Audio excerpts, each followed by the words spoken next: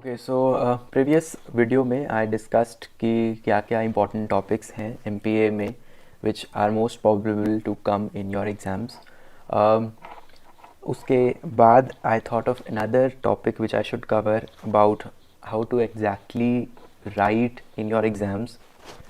देखो, इस चीज़ की इम्पोर्टेंस बहुत बहुत ज़्यादा है। लाइक पता होना चाहिए कि कैसे लिखना है, बिकॉज अल्टीमेटली खुद सोचो ना कि जो एग्ज़ामिनर चेक कर रहा है तुम्हारा आंसर शीट, उसके पास सिवाय उस आंसर शीट के और कोई पॉइंट ऑफ कांटेक्ट नहीं है तुम्हारे ब्रेन तक के पहुंचने तक का, कि वो कैसे टेस्ट करेगा कि तुम्हें कितना आता है।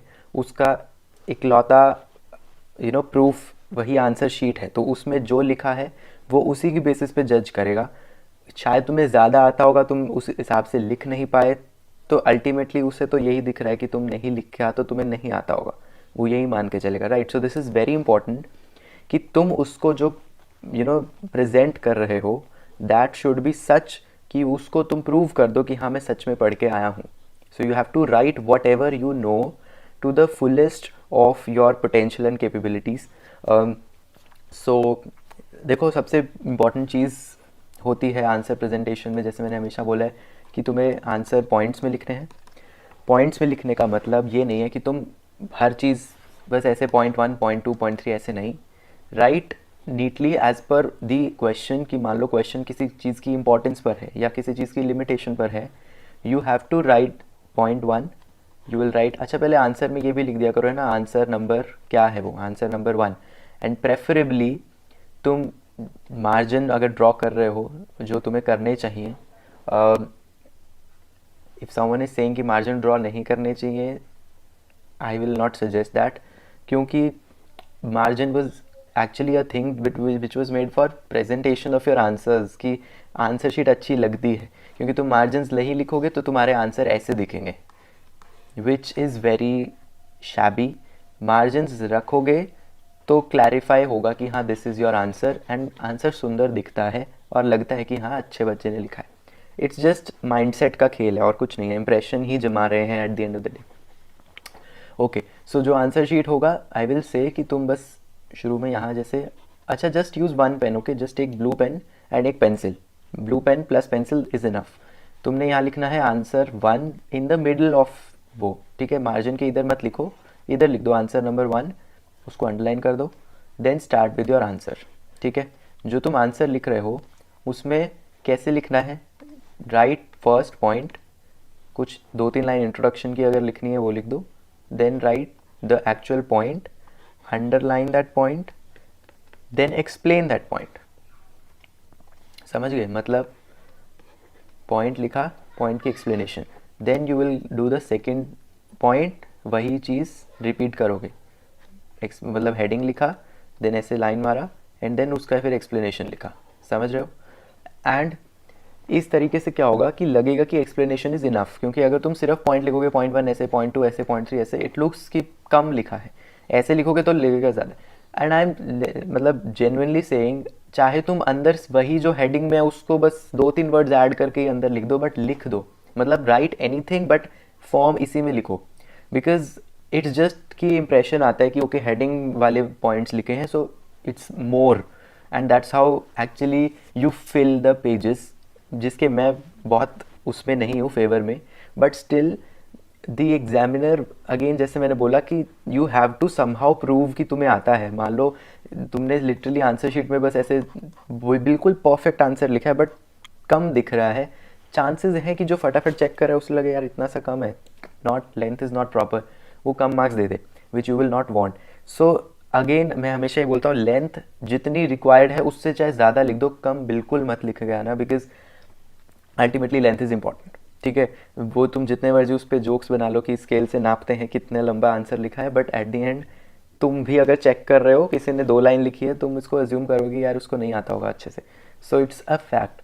तो तुम जो भी आंसर लिख रहे हो, हेडिंग लिख दो, उसमें हेडिंग में बस 1-2 लाइन एक्स्ट्रा करके, चाहे वही हेडिंग दोबारा लिख के उसमें 1-2 चीज़ें बस ऐड करके कुछ भी एक्सप्लेनेशन बना दो, बट हेडिंग ज़रूर लिखना, हेडिंग को अंडरलाइन ज़रूर करना। उसके बाद अगर चाहो तो फ्लो चार्ट्स बना सकते हो। अब फ्लो चार्ट्स में प्लीज़ ड्रॉ करने में टाइम मत बर्बाद करना, बिल्कुल भी नहीं, बिल्कुल टाइम तो मत बर्बाद करना, क्योंकि अगला पॉइंट बताऊंगा टाइम मैनेजमेंट।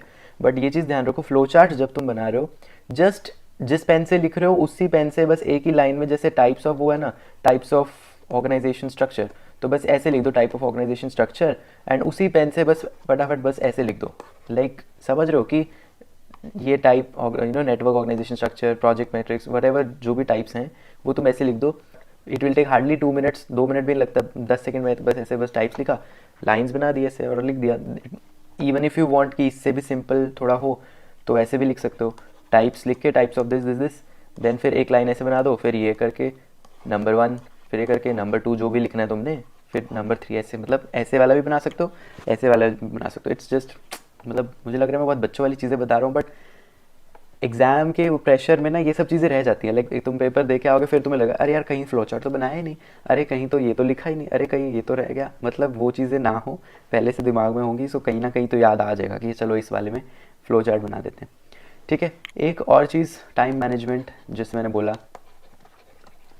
90% चांसेस यही हैं कि तुम्हें एंड के 15 मिनट में पैनिक ही होगा, क्योंकि तुम्हें होगा यार टाइम कम है। 90%, चाहे तुम शुरू में सही स्पीड भी पकड़ के रखोगे, एंड तक आते आते टाइम कम ही रह जाता है। एटलीस्ट मेरे केस में तो यही होता था जब भी मैं एग्ज़ाम लिखता था।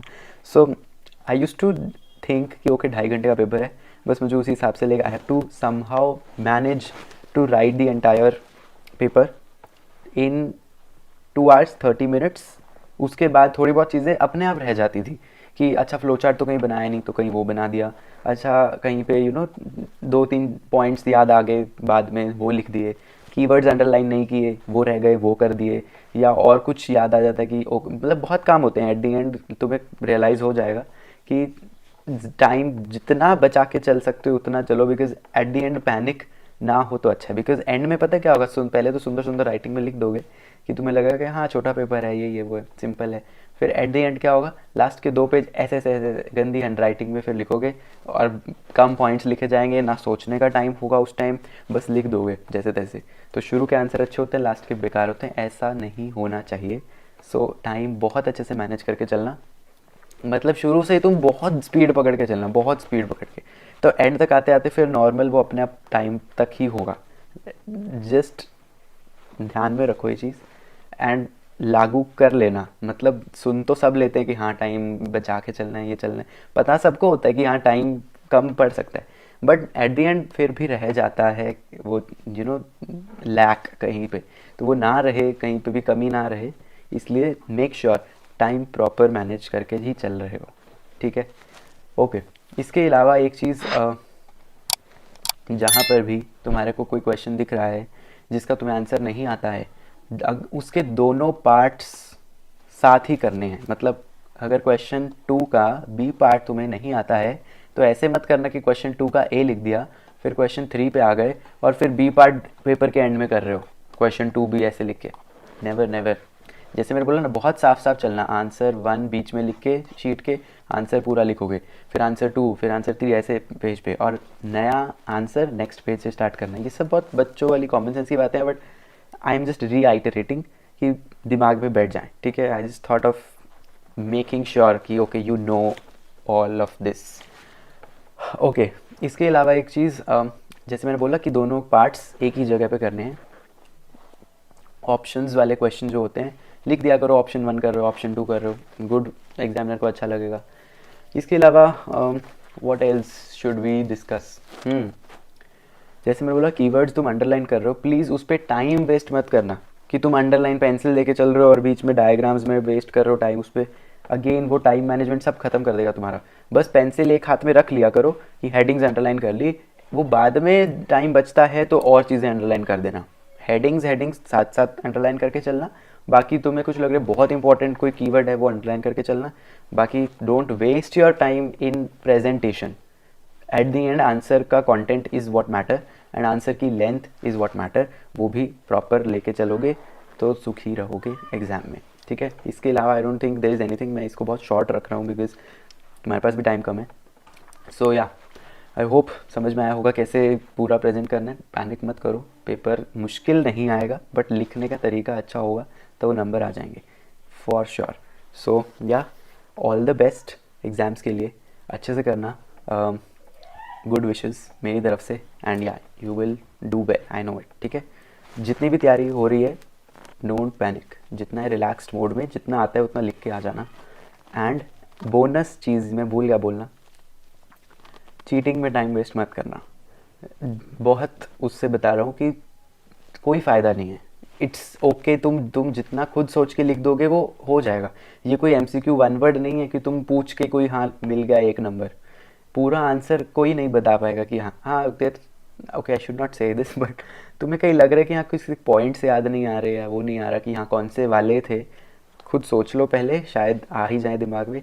नहीं आ रहे तो देख लेना, but I will say don't don't do it. मैं इस चीज़ में बिलीव करता हूँ कि वो देख रहे हैं ऊपर, ठीक है, तो उनसे थोड़ा डर लो।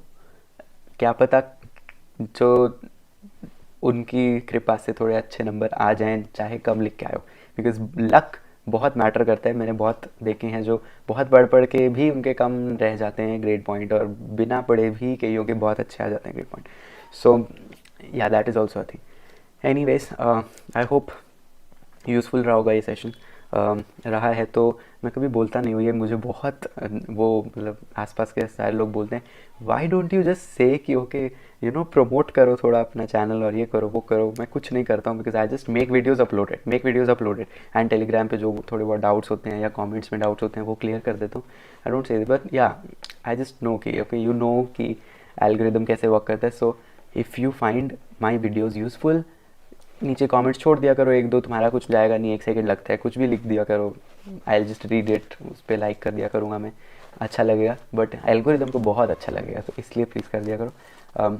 बाकी bye bye. I hope paper अच्छे जाए, आई होप पेपर सिंपल आए और तुम बहुत अच्छा करोगे। बाय बाय, बहुत बार बाय बोल दिया, अब जा रहा हूँ, बाय।